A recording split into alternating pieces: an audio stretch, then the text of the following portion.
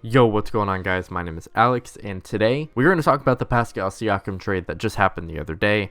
And man, I'm finally excited that Pascal's out of here. The Toronto Raptors are finally starting to rebuild, and I gotta say, for both sides, with the Indiana Pacers and the Raptors, this is a great deal for both of them. Let's first talk about what actually was included in this trade. So of course, Indiana, they are going to be getting Pascal Siakam, but in return they did have to give up Bruce Brown, Jordan Nwora, and then they gave up 3 first-round picks. Let's first start off with the Raptors because I think they got some incredible value for Pascal Siakam despite him a free agent this offseason. They got 3 first-round picks, and while these first-round picks aren't going to be like top 5, top 10 picks, they're going to be nice first-round picks for them to choose from, especially now that they are going into a rebuild. Jordan Nwora, while he has been a little bit inconsistent as a three-point shooter this year, he has generally shown me to be a good three-point shooter, a nice wing player as well, so that's a nice little add for the Raptors. And then Bruce Brown, don't know if he's going to stay long-term with the Raptors, but even if he does not decide to stay there for long-term, his contract is very tradable. He is an asset that a lot of contenders are really going to want, so I'm sure that the Raptors at some point may trade Bruce Brown for maybe one more first-round pick and a player or whatever. So I think this is going to be an incredibly good trade for the Raptors. Again, they're going into this rebuild and they got some assets to go along with it. And again, Siakam was a free agent this year and they got 3 firsts. That is insane. So if I had to give a grade for the Raptors in this one, I would definitely be giving them an A. This is a very successful kind of trade deadline area. I know we are like a month from the trade deadline, but in terms of their trades with OG Anunoby and now Pascal Siakam, the Raptors are doing some phenomenal things. Now to talk about the Indiana Pacers, Pascal Siakam, I think is going to fit seamlessly into this Indiana Pacers offense. The Pacers already have the best offense in the league, and adding Pascal Siakam, who is so versatile and he's a great transition player, playing alongside Tyrese Haliburton, who loves speeding the game up. This is going to be such a great pairing. The Indiana Pacers now have 2 borderline All-NBA guys. I think Tyrese may end up making All-NBA. Pascal Siakam, he's going to be on the cusp. But now having 2 high-level players with some solid role players surrounded around these guys, I think the Pacers were definitely going to make the playoffs, but now I think they have a legitimate shot of potentially making it out the first round and into the second round. And for me, that is a very good needle pusher. And yet again, the 3 first-round picks, they are going to hurt the Pacers a little bit. Like, you don't want to give up that much assets, especially for a guy who's on the last year of his deal. But based off all the reports that are coming out, it sounds like Pascal Siakam is very excited to be here in Indiana. He really wanted to play next to Miles Turner, which is kind of funny. You know, you hear people say, oh, I want to play with LeBron, Curry, Luka, Kevin Durant. I never hear anyone say, I want to go play with Miles Turner.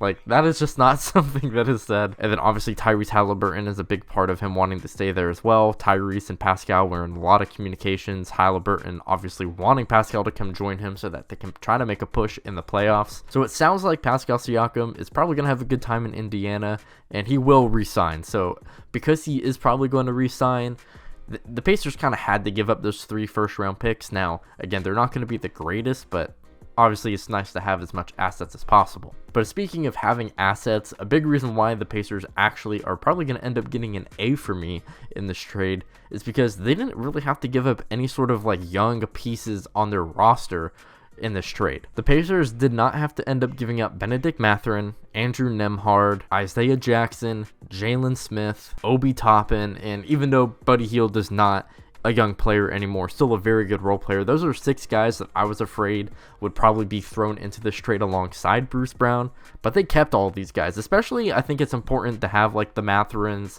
the Isaiah Jacksons, and the Jalen Smiths as well, because this Indiana Pacers team is not very big, so keeping the big guys that you do have on this team and just adding more to it, I think that will help them just overall, especially on the defensive end, because goddamn, this is not a good defensive team at all. They are pretty much a team that is going to try to score more than you, and they're going to try to punch you in the mouth more than you punch them in the mouth. And the Pacers were obviously able to still keep guys like Miles Turner, Tyrese Haliburton, and Aaron Naismith, who Aaron Naismith has been really good as well. This Pacers team is starting to be very well rounded. And to talk about Pascal Siakam and his fit overall with this Pacers team, again, I think he brings a lot of good value. Again, a great transition player. He can shoot the three, he can put the ball on the court, has a little bit of a post presence as well. Pretty good playmaker as well, being able to create, being able to attack defenses and kick out. Like, I think that's something that is going to be necessary. It gives Tyrese Halliburton a little less load to actually manage. So we may see Tyrese's numbers in terms of assists go down, but ultimately I think that's going to be better for team success, because now not everything has to run through Tyrese. You can give Pascal Siakam the ball and he can do something with it. Now, defensively, I think in years past, like when Kawhi was on the Raptors and Pascal Siakam was arguably the second best player, but probably the third best player behind Kyle Lowry, Pascal Siakam was a very good, versatile defender. And I would say since the year in the bubble, since like 2021, Pascal has not been the same, at least defensively. Not bad, but obviously not as great as he once was younger in his career.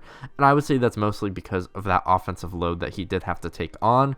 Now, again, you have Tyrese Halliburton, so I think that's going to help Pascal a little bit more defensively this year. And I think having a guy like Miles Turner in the backline to help you out is probably going to help Pascal as well. It'll make him maybe a little bit more interested in playing defense, playing a little bit harder. So in that sense, I think it will make Pascal a better player, which again, I think is just going to benefit not only him, but also this Pacers team as well. Again, I think I'm going to give this Pacers trade an A for them as well. I think both teams win this trade.